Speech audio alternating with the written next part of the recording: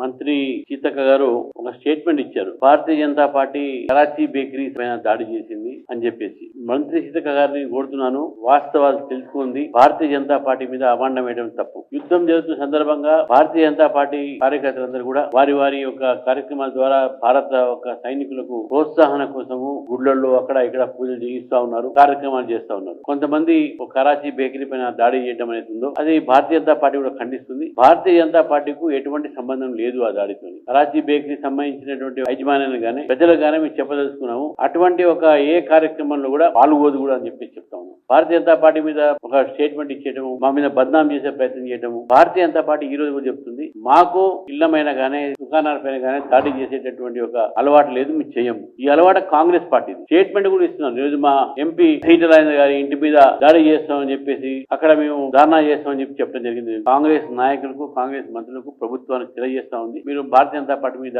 ఇటువంటి అబండాలు మీరు వేయడం అనేది తప్పు. మరి మా నాయకుల ఇళ్ల పైన కూడా దాడి చేస్తామని చెప్పి, ముట్టడి చేస్తామని చెప్పేసి కూడా ఈ చెప్పడం అనేది ఉందో విష సంస్కారం కాంగ్రెస్ పార్టీలో తయారైంది. కాబట్టి మరొకసారి కాంగ్రెస్ పార్టీని మేము హెచ్చరిస్తాము, మీరు భారతీయ జనతా పార్టీ మీద ఏదైనా ఎలిగేషన్స్ పెట్టినా, భారతీయ జనతా పార్టీ యొక్క కార్యాలయం మీద గానీ, నాయకుల ఇళ్ల మీద గానీ దాడి గానీ, ముట్టడి గానీ చేస్తే మాత్రం భారతీయ జనతా పార్టీ ఊరుకోదు, దీన్ని సహించేది లేదని చెప్పేసి కూడా మీ ద్వారా తెలియజేస్తాం.